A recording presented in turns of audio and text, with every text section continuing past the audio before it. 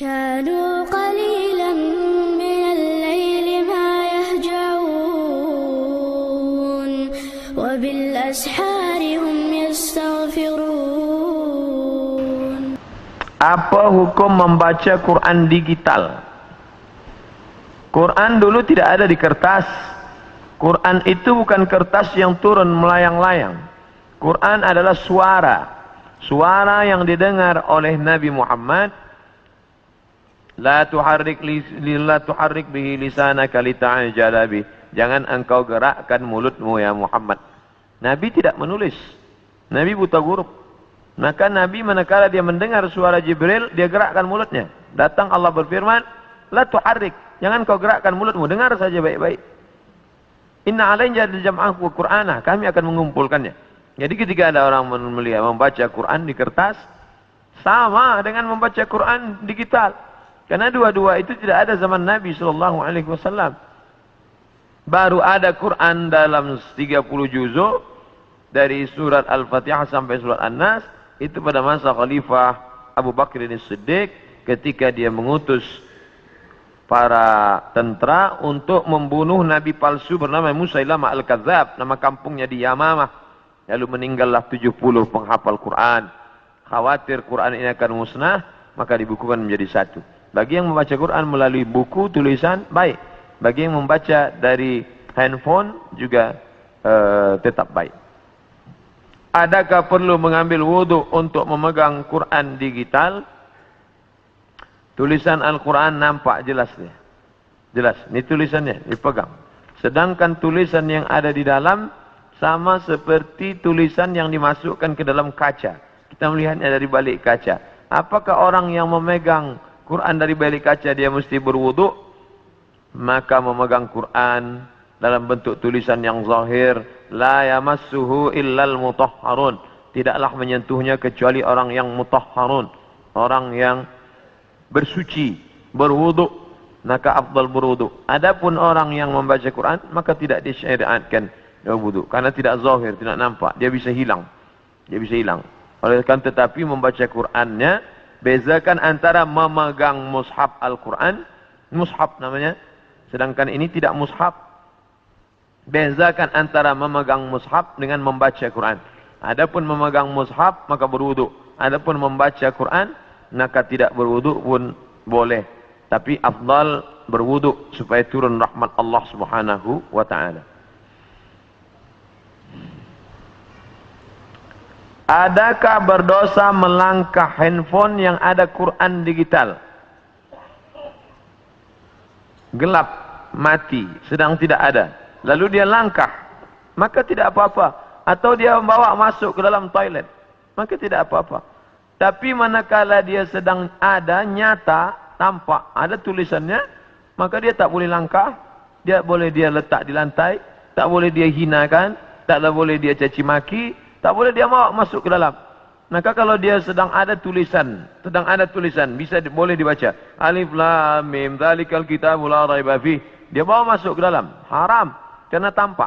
Tapi manakala dia sedang off, gelap tak ada, maka boleh dia bawa masuk ke dalam. Sama seperti kita membawa otak kita ke dalam toilet. Memang di dalam ini tidak ada Quran 30 juzuk, tapi juzuk 30 insyaAllah ada dalam. Tidak mungkin kita masuk ke dalam, kepala kita tinggalkan. Otak kita tinggalkan. Yang tidak boleh itu kita keluarkan isinya masa di dalam. Masa kita di dalam kita keluarkan isinya. Bismillahirrahmanirrahim. Itu baru tak boleh. Begitu juga dengan rakaman-rakaman MP3 yang ada di dalam. Dia sedang off, boleh. Tapi manakala dia sedang berbunyi, bersuara, bergambar, maka tidak boleh.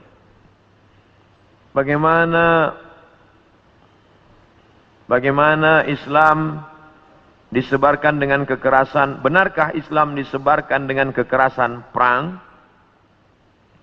Seandainya Islam itu disebarkan dengan perang, maka tidak akan ada Amitabh Bachchan, Sanjay Dutt di India.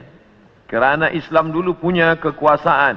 Seandainya Islam disebarkan dengan perang, maka tidak akan ada Sping, tidak akan ada Kristian Ortodok di Kaherah. Itu padahal Islam berkuasa di sana. Itu menunjukkan Islam datang menebarkan kerahmatan, kasih sayang tidak ada satupun yang terusik, tidak ada telinga yang dipotong, tidak ada mulut yang digunting. Ketika sahabat mengatakan hadza yaumul malhamah, ini hari balas dendam, mari kita balas mereka. Nabi berkata hadza yaumul marhamah, ini hari berkasih sayang. Disitulah turun ayat idza jaa nasrullahi wal fath wa ra'aitan nasa yadkhuluna fi dinillahi afwaja fasabbih bihamdi rabbika wastaghfir innahu kana tawwaba. Berapa tahun Nabi berkuasa, berapa tahun sahabat berkuasa di Palestina? Mengapa gereja masih tetap berdiri? Mengapa tidak ada mereka yang dibunuh? Itu menunjukkan fitnah bahwa Islam disebarkan dengan kekerasan dan perang. Bagaimana hukum orang Islam mengambil upah membuat tempat ibadah orang kafir? Bersyubhat. Maka tidak boleh. Ini terkait dengan masalah ibadah.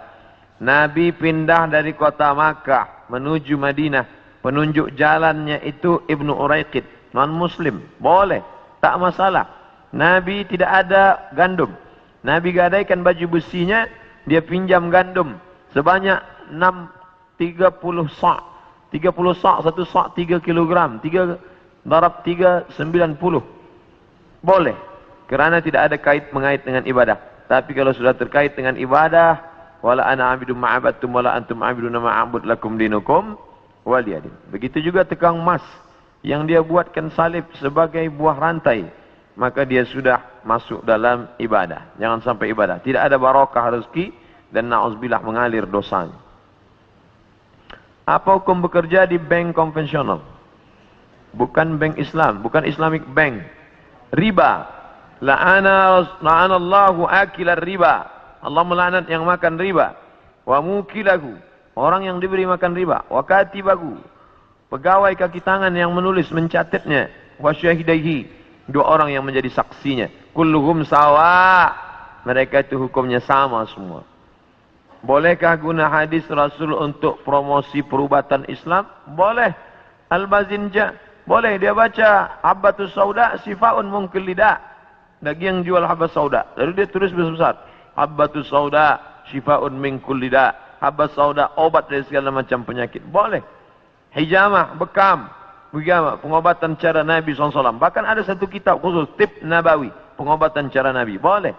Tapi tak boleh dia tulis Al-Bazinjan Shifaun min kulli da. Terong obat dari segala macam penyakit. Hadis palsu. Siapa yang membuat? Tukang jual terong. Ya halak.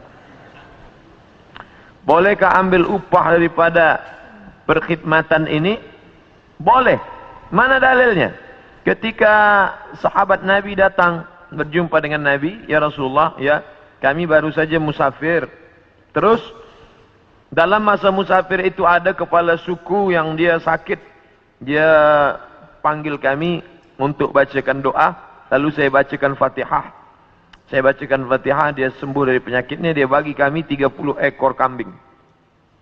Mereka bawa 30 ekor kambing itu ke Madinah. Mereka ceritakan ke Nabi dan Nabi membenarkan. Itu dalil boleh mengambil upah daripada perubatan. Karena Nabi membolehkan upah daripada ruqyah. Akhir zaman ada 73 firqah. Hanya satu yang benar. Apakah yang benar itu? Nabi menjawab. Bukan jawaban dari saya. Apakah firqah yang benar itu? Ma ana alaihi wa ashabi. Jalan yang ditempuh oleh aku dan sahabat-sahabatku. Apa itu? Ahlus sunnah wal jamaah. Jalan yang ditempuh oleh aku, Nabi. Wa ashabi dan sahabat-sahabatku. Kita alhamdulillah masih menempuh jalan yang ditempuh oleh Nabi dan sahabat-sahabat Nabi. Ini jalan Nabi. Ini jalan sahabat Nabi. Ini jalan kita. Kita masih ahlus sunnah wal jamaah. Kita masih salat zuhur. Berarti kita masih ahlus sunnah. Ada orang tak salat zuhur, ada. Dia pejam mata, dia kata salat batin saja cukup. Bukan ahlus sunnah wal jamaah. Kita masih memutuskan perkara dengan bermusyawarat. Wa amruhum syura bainahum. Ada orang yang tak penting musyawarat, bukan ahlus sunnah wal jamaah. Maka selama kita masih berpegang kepada ahlus sunnah, maka kita selamat. Dan kita insyaAllah termasuk dalam golongan yang selamat itu. Amin. Saya student di UM. Apa hukum membina ma'had tahfiz dari orang Kristen? Semua pembangunan duit gaji guru dari orang tersebut. Padahal orang Islam masih banyak. Tapi dia tidak mahu membantu. Boleh menerima hadiah dari orang Kristian bila tidak ada niat lain. Mana dalilnya? Nabi menerima asal banha, hadiah dari Muqawqis Jirjis, Raja Mesir. Agama dia Kristian Ortodok Koptik. Nabi menerima hadiah bighal, kendaraan dari Jirjis. Nabi menerima kain putih dari Jirjis. Itu dalil boleh menerima. Tapi hari ini orang memberi tentu ada niat di balik itu. Tidak ada ketulusan. Tidak ada. Pasti ada urusan lain. Pasti ada. Satu masa dia akan bangkit balik. Oleh sebab itu berhati-hati menerima hadiah. Bagaimana tafsiran dari ayat Al-fitnatu asyaddu minal qatl. Siksa lebih keras daripada pembunuhan. Itu maknanya. Al-fitnah di sini bukan tohmah, bukan tuduhan tanpa bukti. Tapi makna fitnah di sini adalah siksa. Siksaan, tuduhan, caci maki, hamun, sumpah serapah lebih menyakitkan daripada pembunuhan. Sebab kalau orang dibunuh sekali mati. Tapi manakala dia dibakar, disiksa, dirajam, dicambuk, maka lebih menyakitkan daripada pembunuhan.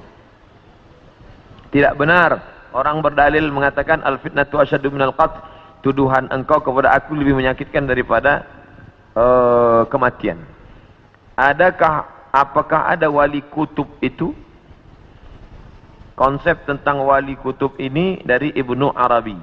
Kata dia ada imaman, ada satu wali induk, wali kutub. Lalu di bawah itu ada imaman, 2 imam. Lalu di bawah itu ada lagi 4 wali. Lalu selepas itu ada najabah, ada nuqabah. Ada 40, ada 300. 1 wali, 2 imaman, ada wali 4, ada wali 40, ada wali 300. Wallahu a'lam bishawab. Jika semasa haid, bolehkah belajar mengaji Iqra? Boleh. Kerana Iqra bukan Al-Quran. 4 mazhab sepakat. Mazhab Hanafi, mazhab Maliki, mazhab Syafi'i, mazhab Hambali. Bahawa perempuan haid tidak boleh membaca Al-Quran. Tapi ada pengecualian. Mazhab Maliki boleh membaca Quran bila perempuan itu mengulangi hafazan. Dia hafaz Quran, satu hari dia ulang 2 juzuk. Tapi dia baca dalam hati. Dia diam saja. Dia baca dalam hati. Boleh.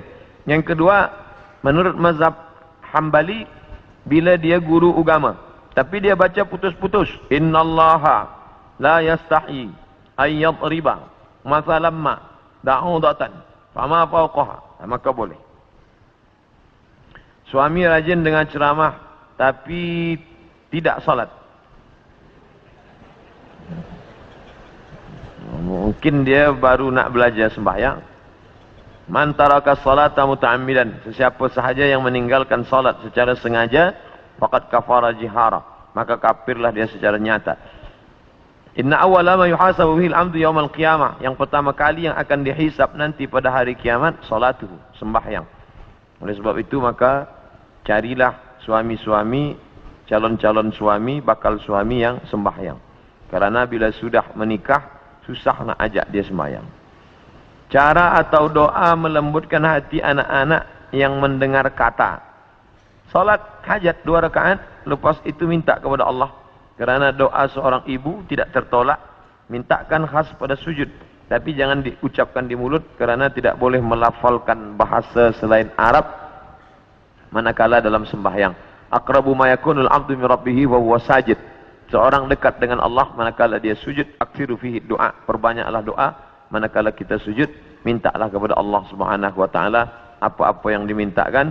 Salah satunya adalah supaya anak ini lembut hatinya dan mau dia mendengar cakap kita, supaya anak ini menjadi para penghafal Al-Quran, selamat dia daripada riba, selamat dia daripada zina, selamat dia daripada segala perbuatan yang keji dan mungkar. Jangan lupa subscribe, like, and share.